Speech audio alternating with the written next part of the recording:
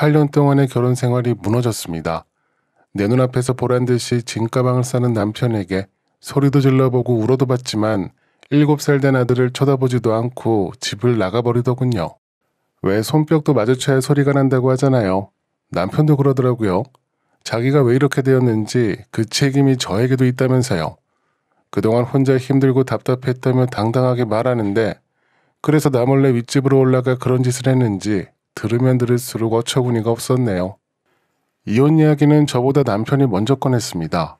위자료 금액도 먼저 말하더군요. 여기까지인 것 같다고 이제 각자 인생 살자며 표정 하나 변하지 않고 이야기하는데 생각하면 할수록 속에서 천불이 났습니다. 나중에는 상간녀가 직접 찾아오기까지 했고요. 그때까진 저도 이혼은 당연하다고 생각했어요. 저런 인간하고 어찌 얼굴 맞대고 살 수 있겠나요? 하지만 이렇게 그냥 끝낼 수는 없었습니다. 잘못은 저들이 했는데 피해는 나만 봐야 했으니까요. 그래서 무슨 방법이 없나 한참 동안 고민하다가 처음과는 완전 정반대의 결정을 하게 되었네요. 그 소리에 남편은 황당하다는데 저를 쳐다봤고 비웃던 상간녀에게는 바보 소리까지 들었죠. 그럴수록 제 결심은 더 확고해졌습니다.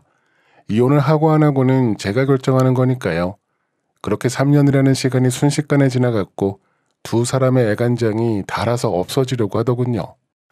저는 30살까지 정말 바쁘게 살았습니다. 한눈 안 팔고 성실하게 학교 생활도 했었고 나름 괜찮은 대학에 들어가 취직도 무사히 했고요.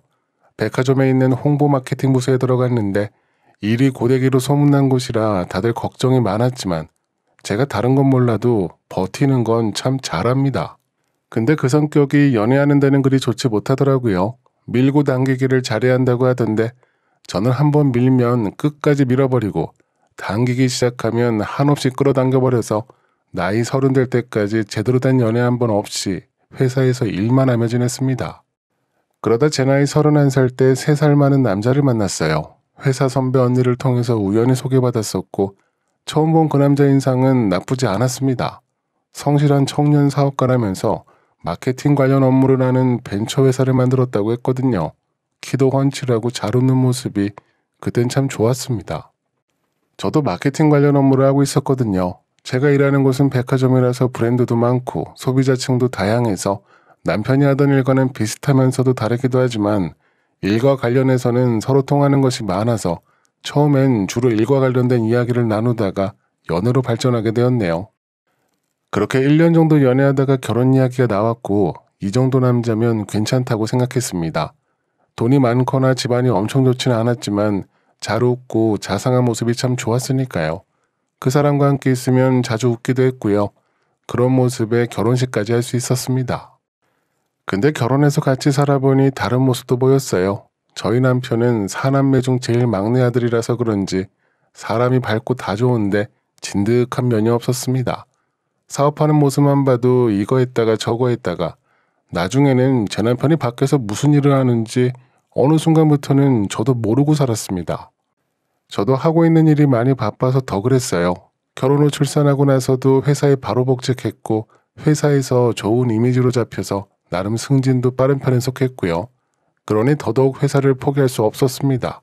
솔직히 남편이 혼자 벌어오는 걸로 생활하기가 힘들기도 했고요.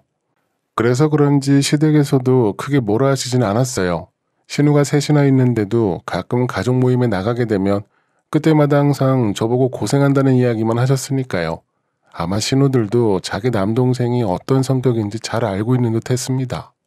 남편이 돈을 잘 못 벌긴 했지만 그게 딱히 크게 불편하거나 그러진 않았어요. 성격이 너무 좋아서 제가 퇴근하고 집에 오면 저에게 늘 잘해줬고 저도 그런 남편 모습에 정말 아무 불만 없이 잘 지내왔었습니다. 그러다 남편 사업이 크게 힘들었었는데 기존에 하던 사업을 정리하고 새로운 사업을 하나 준비 중에 있었거든요. 근데 투자하겠다고 했던 지인하고 뭔가 어긋나는 바람에 진행하던 계획을 멈춰야만 했고 새로운 투자자를 찾기 힘들어서 하던 일을 다 멈추고 한동안 집에서만 지내야 했습니다. 그렇다고 해서 남편에게 아이를 맡기지는 않았어요. 원래 하던 대로 아이는 친정에다 맡기고 다녔고 남편이 집에 있어서 달라질 건 없었습니다. 아침에 출근해서 아이 데리고 퇴근하는 건 똑같았으니까요. 집에 와서도 남편 사업에 대해 꼬치꼬치 캐묻거나 닥달하지도 않았습니다. 그렇게 해야 남편이 덜 부담스러울 거라 생각했어요. 나중에 남편은 제가 무관심했다고 이야기했지만 저는 나름 배려라고 생각하고 있었거든요. 자기가 무시받았다 무관심했다면서 답답한 마음에 그 여자를 만난 거라고 하는데 그렇게 만난 여자가 남편보다 위에 있었어요. 그 여자는 남편보다 나이도 4살이나 위였고요. 사는 곳도 저희 집 위에 있었습니다. 억지로 연결짓고 싶지는 않은데 누나가 3명이라서 나이 많은 연상이 편했는지는 모르겠지만 저 몰래 그 윗집 여자를 만나고 다닐 거라고는 정말 상상조차 못하고 있었습니다. 언제부턴가 저희 남편이 요리했다면서 퇴근해서 집에 오면 반찬을 차려놓기 시작했는데 저는 아무것도 모른 채 엄청 감동받아서 좋다고 그걸 맛있게 먹었거든요. 근데 알고 보니 그 여자가 집에 내려와서 음식을 해줬던 거였어요. 그러다 한 번은 제가 퇴근하고 친정집에 가서 아이 데리고 나오려고 하는데 친정엄마 표정이 엄청 어두워 보이시는 겁니다. 뭔가 이상하다고 생각이 들었죠. 그래서 어디가 아프신지 아니면 아이에게 무슨 일이 있었는지 계속 여쭤봤어요.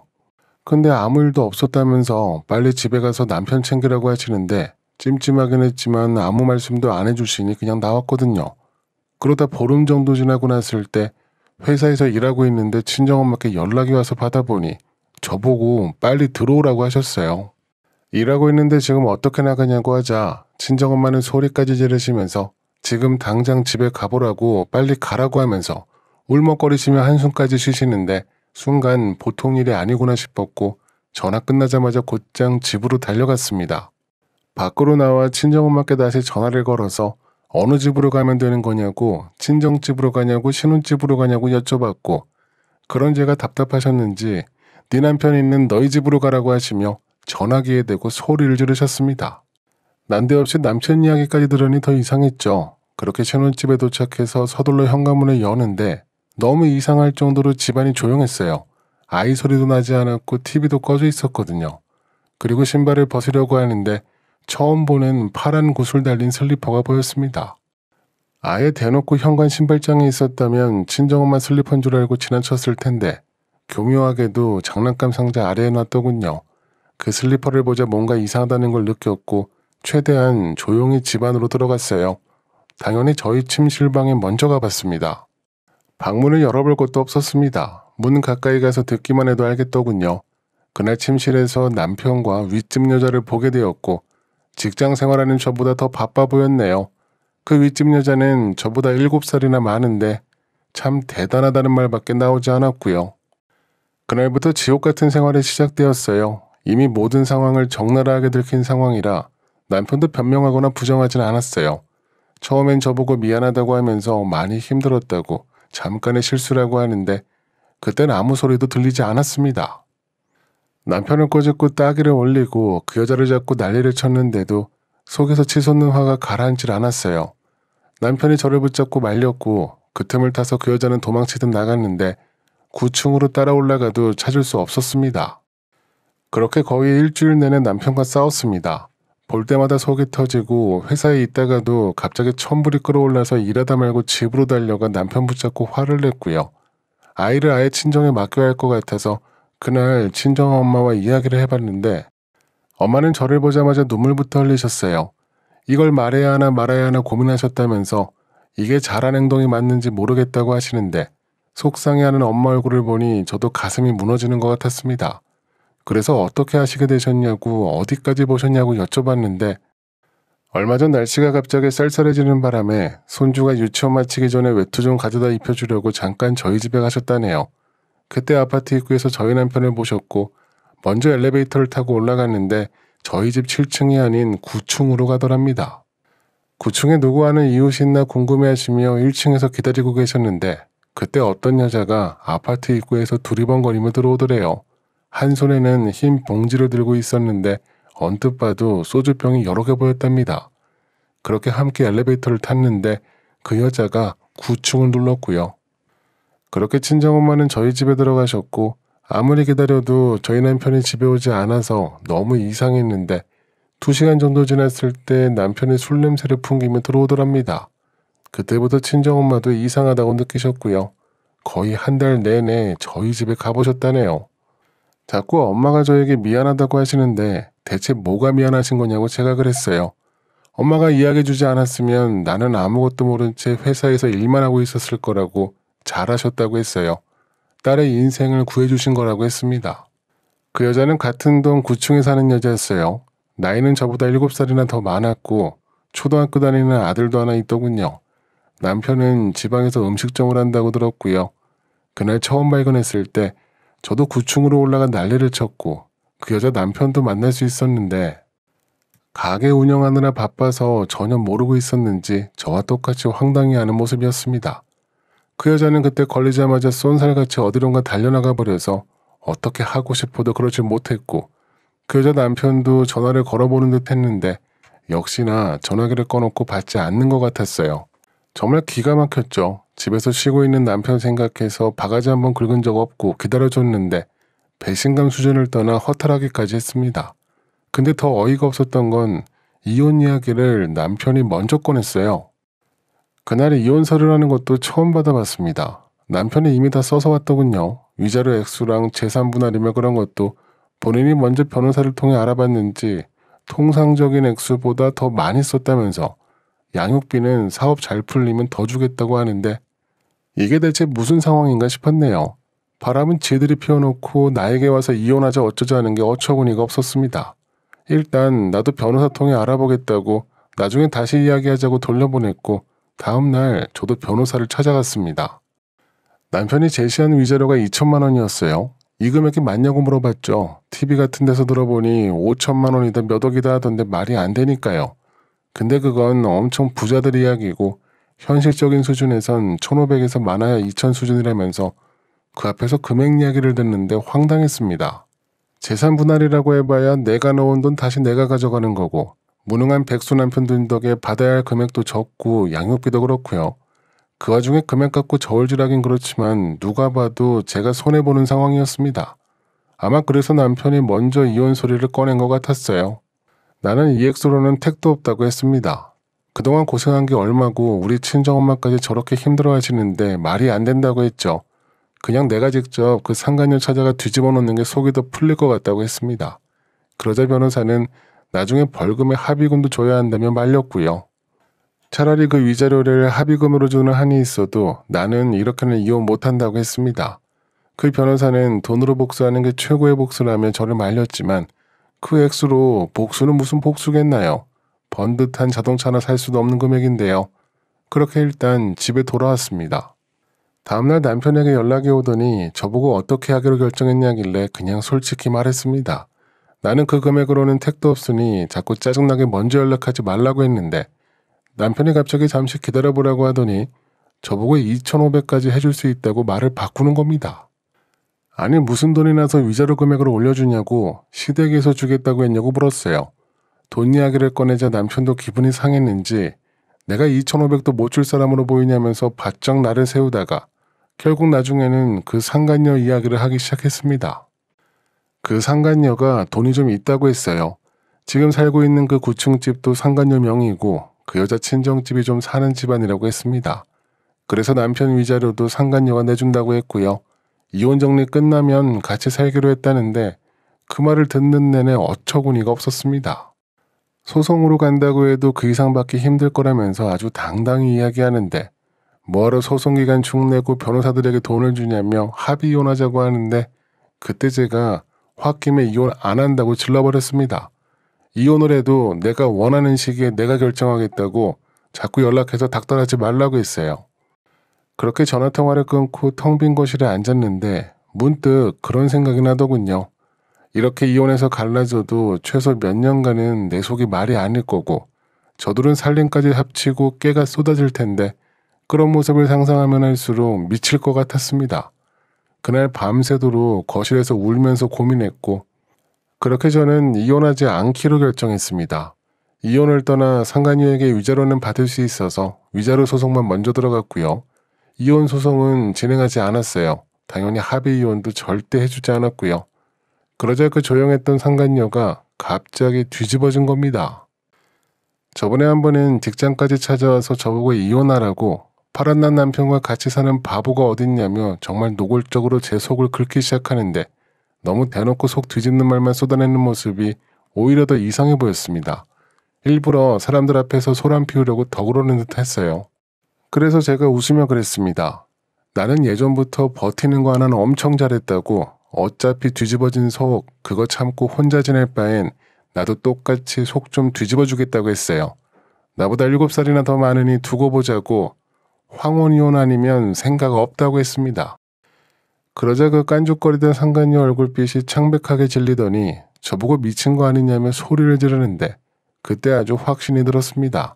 상간녀는 정신을 놔버렸는지 저보고 소송을 해서라도 이혼하게 만든다고 되지도 않는 소리를 뱉기 시작하는데 세상 어떤 판사님이 상간녀 편을 들어주겠나요? 멀쩡한 가정 이혼시켜달라고 소송 건다는데 돈은 많을지 몰라도 머리에 든 건 없구나 싶었네요. 그래서 앞으로 또 찾아오면 경찰에 스토커로 신고하겠다고 위자료에 이어 합의금까지 주고 싶으면 마음대로 하라고 했습니다. 그 뒤로 남편은 아예 짐가방까지 싸서 상간녀랑 따로 살림차려 나가버렸고요. 나중에 들어보니 이번에 남편 사업자금도 상간녀가 엄청나게 보태줬다고 하더군요. 그래서 남편은 좋다 하고 그 여자랑 같이 지내고 있는 거고요. 저야 뭐 상관없었습니다. 내가 빌미만 안 주면 그만이라서 나가 살든 뭘 하든 내버려뒀어요. 그렇게 마음 먹고 나니 오히려 마음도 편해지고 어떤 목표도 생기는 기분이라 예전만큼 속에서 천불이 나거나 하지 않았습니다. 물론 가끔씩 욱하고 올라오긴 했어요. 그렇게 3년이라는 시간이 더 흘렀습니다. 그 3년 동안 이혼 이야기는 꺼내지도 않았어요. 남편 얼굴도 한두 번 정도 봤습니다. 그러다 한 번은 제일 큰 신우가 찾아와 저보고 미안하다고 그래도 이혼은 해야 하는 게 맞지 않겠냐고 하길래 순간 화가 나기도 했지만 빠르게 진정시키고 신우에게 제가 말했어요. 세상 가장 슬픈 눈으로 나는 아직 남편을 사랑하고 있다고 가정을 지키고 싶다고 했습니다. 그 소리에 큰 신우는 제 손을 잡고 펑펑 울면서 저보고 미안해서 어쩌냐고 하는데 나중에 그 상간녀랑 황혼재혼을 하더라도 신우들이 곱게 보게 둘 수는 없었네요. 그동안 회사도 착실히 나갔고요. 다른 걸 잊으려고 더 열심히 일도 하고 야근도 계속했는데 그런 저의 모습을 회사에서 인정받아서 예전보다 높은 직급의 월급도 더 받았습니다. 저와 아들 둘이 쓰기에는 충분했고요. 그러다가 최근 그 상간녀가 저를 찾아왔습니다. 밤 11시가 넘은 시각이었어요. 다음날 출근 때문에 일찍 자려고 누웠는데 갑자기 초인종 소리가 났고 누군가고 보니 현관 앞에 그 상간녀가 서 있었습니다. 원래라면 그냥 무시하고 말았을 텐데 인터폰에 나온 그 여자 표정을 보니 궁금했어요. 문을 빼꼼히 열 필요도 없었습니다. 현관문을 활짝 열어줬어요. 그리고는 무슨 일이냐고 내일 출근해야 해서 자야 한다고 말했는데 그 여자는 제 팔을 붙잡으면서 언제까지 이렇게 지낼 거냐고 그쪽도 이혼해서 새 출발해야 하지 않겠냐며 뜬금없이 제 걱정을 해주는데 그 모습에 기가 차서 제가 그랬습니다. 나는 우리 아들이 고등학교 졸업할 때까지는 재혼이든 연애든 전혀 생각 없다고 누구처럼 남자 없으면 못 사는 사람도 아니고 결혼은 내 인생에 한 번이면 충분하다고 했습니다. 그러자 그 상간녀 표정이 점점 일그러지더군요. 그럼 지금처럼 이혼 안 하고 지낼 거냐고 하길래 지금 같기만 하면 아마 평생 살아도 될 것 같다고 이러다가 100년해로 하는 거 아닌지 모르겠다고 했어요. 지금 생활에 아무 불편도 없고 만족한다고 했습니다. 그 이야기를 듣자 상간녀는 결국 주저앉더군요. 불안하다고 불안해 죽겠다고 하면서 저보고 제발 이혼해달라고 했어요. 이혼을 해야 혼인신고가 가능하다면서 법으로 중혼이 금지돼서 뭐가 잘 안 된다고 하는데 그때 문득 생각해보니 그 여자 나이가 올해로 딱 50살이 되었더라고요. 앞자리 숫자가 바뀌니 당연히 불안했겠죠. 그래서 제가 상간녀 손을 잡고 그랬습니다. 조금만 더 기다리면 이혼하긴 할 거라고 했어요.